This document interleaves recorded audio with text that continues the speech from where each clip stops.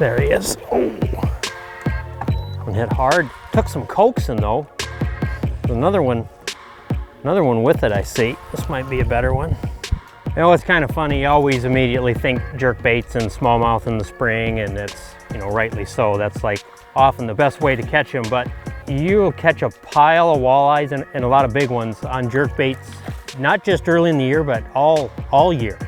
There's so many walleyes that remain shallow in less than 10 feet of water on these shield lakes. Got her. Yeah, so these lakes always have a fair amount of shallow fish, and sometimes they hang in cabbage, but a lot of times they'll just be on shallow rock. And a little bit of breeze like this always helps the jerkbait bite, but it's such a fun bite. Walleyes hit a jerkbait so hard, they hit it substantially harder than the smallmouth, where a smallmouth will just get heavy on there. These things, when they commit to it, they try and destroy it. So it's a fun bite. It's a great way to catch a bunch of eaters, but it's also a great way to catch really nice ones too. We'll get that one back. When the walleyes finish up their spawn, they really do a little bit of everything. You know, some fish do go right to the basin and get deep. A lot of fish hang out shallow for a long time. If there's any emerging weeds, they'll always hang out on that. You'll catch fish off wood.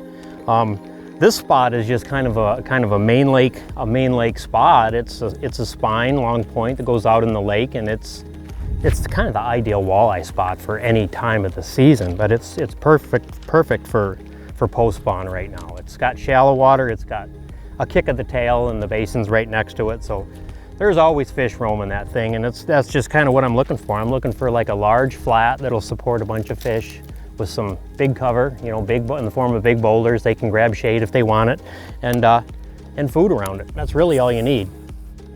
When I'm chasing these shield walleyes with the jerkbait, I keep a pretty clean setup up here on the front. Of course, I use my live 360. Those two things are usually always on my boat.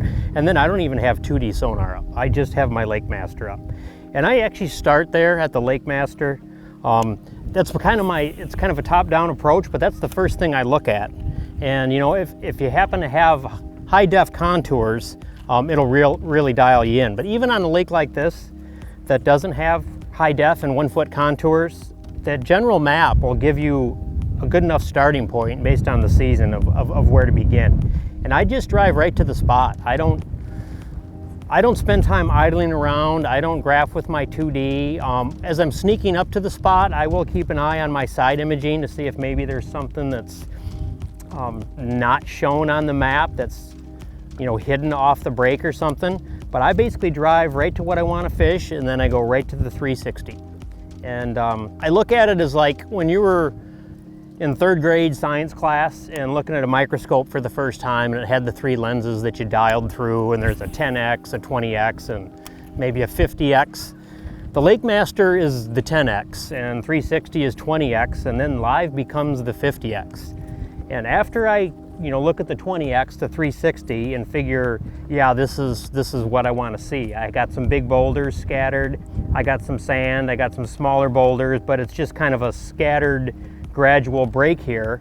That's kind of what I'm looking for. And then once I have that, then for the most part my eyes are on the live, and I'm looking for individual fish. And watching a fish come and crash a jerkbait is really cool. Without a doubt I enjoy that. But if you think that that's what the technology is all about, you're really missing the true value of it. And it's a huge learning tool.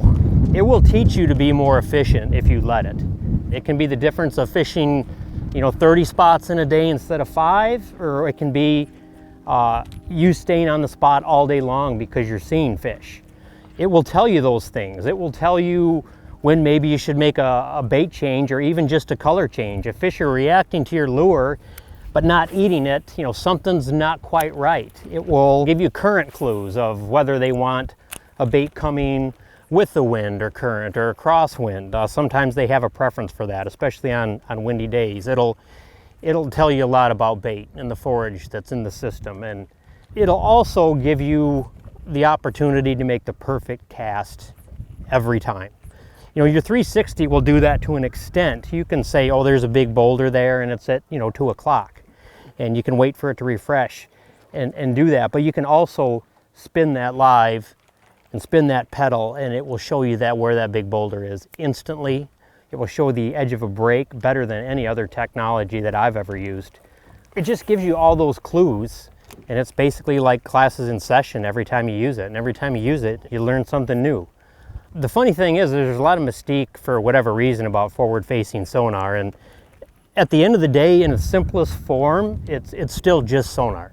That's all it is. It's not sorcery. It's not some, you know, magic crystal ball on the front of your boat. You know, who knows what's going to be next? I have no idea. I know that I want it.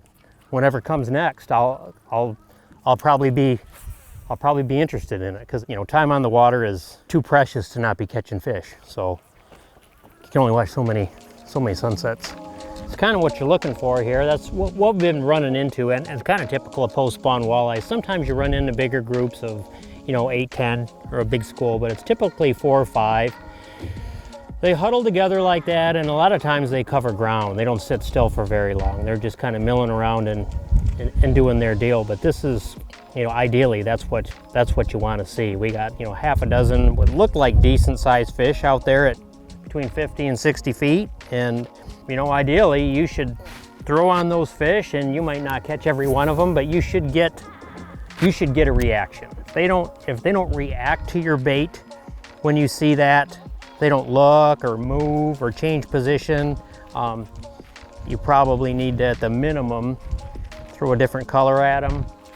A lot of times I'll have a follow-up rod like a rip and wrap, so that's not a bad follow-up bait either. But I usually, most of the time, just stick with the jerkbait, and if after 4 or 5 casts, if I can't get one to react, I'll move on to a different pot of fish. Now, when I'm looking for a jerkbait for walleyes, I'm sure there's lots of guys that'll debate that. It's probably a matter of preference more than anything, but I always am looking for something that's a little bigger profile. I always want something with 3 hooks. On walleyes especially, as hard as they hit a bait and slap baits sometimes, I think that extra hook makes a difference. I like the big target. I like a jerkbait that's versatile in that you can pull it subtly and slowly, and it'll still have a little bit of action to it, where it actually have a little bit of kick, and then where you can actually snap it real hard and it'll have a lot of side-to-side action. That's kind of the deal. That's kind of what I'm after. The strike on a jerkbait's really fun. That's part of the reason why I like throwing a jerkbait for walleyes. But the other thing is it's really efficient. When the water's clear, they can see it from so far away, and they'll come a long ways to get it.